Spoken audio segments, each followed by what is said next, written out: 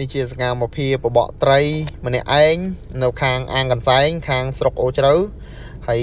នេះគឺក្បាច់ដែលមានប្រមាណហ្នឹងគឺចាញ់ឲ្យហើយនុយជ័រនុយកឌីនុយស្រស់គឺយើងចាញ់ឲ្យហើយស្រាប់លទ្ធផលក៏នឹកស្មានមកដល់ហើយបងប្អូនជម្រាបសួរបងប្អូនយើងដែលចូលចិត្តនៅកីឡាបបកត្រីនិងស្ទូចត្រីទាំងអស់គ្នា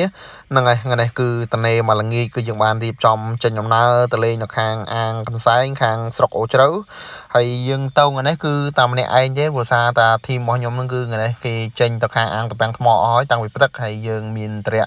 រវល់មកព្រឹកយើងចេញបានពេលល្ងាចចឹងណាបងប្អូនហើយចេញដំណើរនេះគឺ solo ហើយបងប្អូនហើយថ្ងៃនេះគឺជូរចត់មែនទែននិយាយពីការបបកតែឯងក្បាច់ដែលមានទាំងប្រមាណហ្នឹងគឺចេញមកអស់ហើយមាននុយស្រស់នុយកឌីនុយជ័រ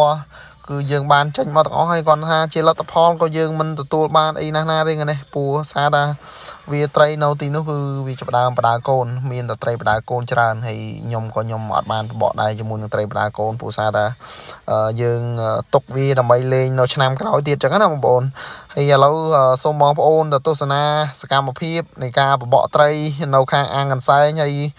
អាងកន្សែងនេះគឺរៀងប្រៃតិចហើយបងប្អូនអញ្ចឹងសូមបងប្អូនទៅទស្សនាហើយសម្រាប់បងប្អូនដែលមិនទាន់បាន follow ជាមួយនឹង page របស់ខ្ញុំសូមជួយ follow ម្នាក់មួយផងបងប្អូនអរគុណច្រើន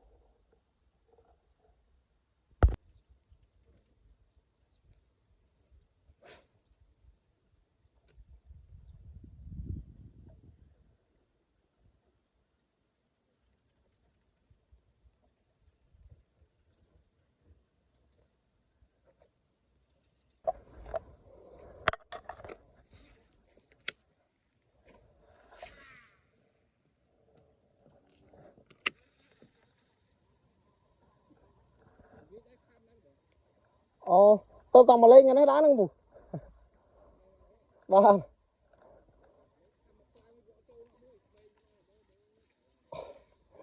ខាំមកប្រៅ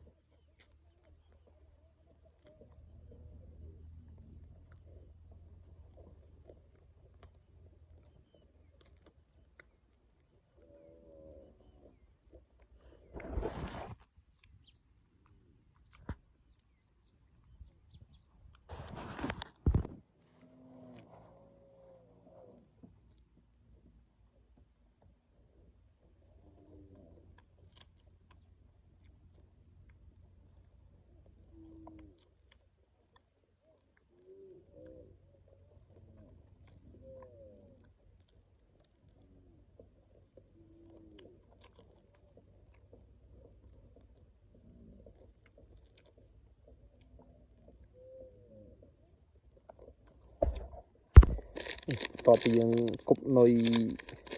ស្រស់អស់លទ្ធភាពមកឥឡូវយើងលេងនុយជ័រម្ដងអស់លទ្ធភាពអាងខ្សែយើងនេះរៀងប្រៃគ្រាន់តិចតាំងពីម៉ោង1ឥឡូវម៉ោង7:04ហើយ